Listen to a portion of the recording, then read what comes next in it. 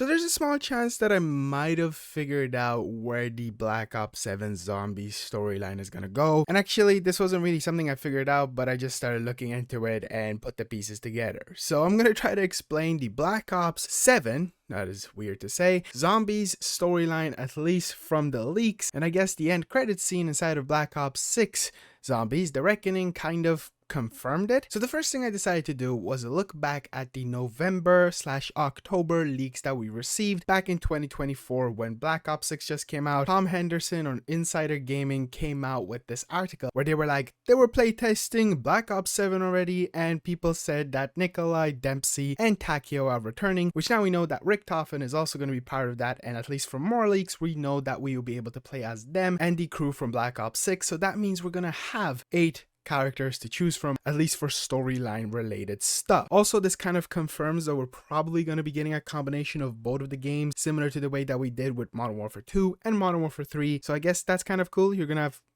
stuff coming over to the game. But apart from obviously it leaking that the characters were going to officially be making a return, which is insane and really cool to see that it was correct, I'm going to assume that this certain plot bit is also correct. And that says, according to the same sources, the zombie storyline will evolve around a new enemy character who wants to absorb the Dark Ether essence of the original 4 characters and bring back the old multiverse. So there we go. That kind of explains kind of a lot, if I'll be honest. First of all, we're going to be playing a lot with the multiverse, and the first area that I want to look at really quick is the ending of Reckoning, which there are actually 2 different versions. One happy ending for Richtofen where he gets to see his family, and then the other one where Samantha makes a return, or it's Forsaken, or some kind of AI corruption. We don't exactly know which one is canon, but what if I told you potentially both of them are canon in this situation? If the multiverse is going to start playing a big part in the game itself, we've already explored multiverses in the past, but considering that everything ever in media right now, from Marvel, I guess DC in the past, to even movies that have nothing to do with bigger storylines do delve into multiverses, anything is possible. And I guess one way that I want to look at this is potentially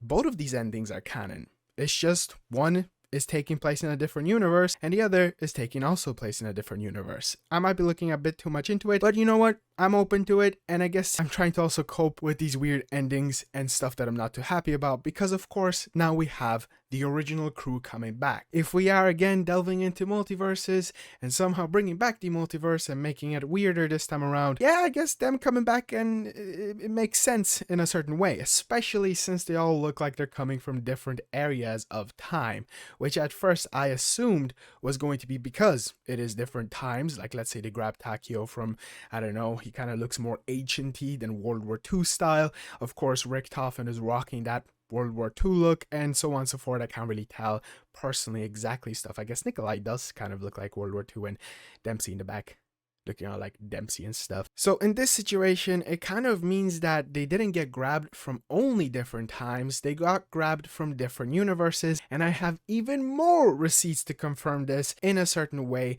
and that is with an article that was also posted by Tom Henderson and Insider Gaming back in March. It hasn't been 100% confirmed, but it does kind of make sense, and that is about what kind of maps we are more than likely going to see, and that is actually a big thing, because they seem to be very creative, maybe very is a bit of an overstatement, definitely creative and definitely different, and screams to me multiverse. First of all, supposedly Transit is the launch map. I guess that's multiverse. It's supposed to be set in the Dark Ether. I don't know if all of these are going to be set in the Dark Ether, basically saying that, oh yeah, the multiverse is only existing in here, so maybe my theory about the Reckoning ending makes completely no sense. But other maps that are quoted as out there are post-World War II New York, where the Nazis have dropped a nuclear bomb. Another map being described as set in a Japanese temple at the foot of an erupting volcano, and also other ones that don't exactly have a big description but are going to be set in Vietnam and one in Afghanistan. And lastly, another really cool one,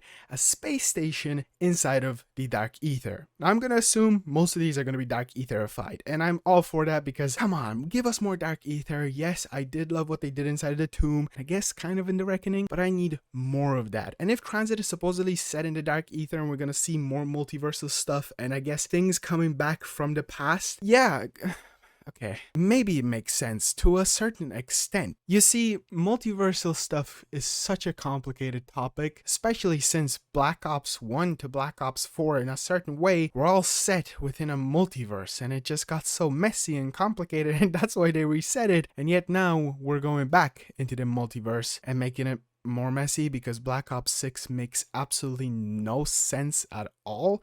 Also, there's people theorizing that, oh, Black Ops 7 was the Call of Duty that was in the 4-year development life cycle and not Black Ops 6. Why would that even be a thing? That sucks if that's true. And yeah, so basically the thing to take from this is potentially The Reckoning, the two endings, since they're not confirmed which one is canon. Maybe they want to leave it until Black Ops 7, but I'm gonna assume they both are practically canon. Just one takes place in a different universe. I like that ending because I really don't want them to be like, oh no, Richtofen did not see his family. And I guess I also don't want one of them to be like, oh, Samantha in a certain way isn't back. And then of course, they're back because it's the multiverse. So cope mechanism.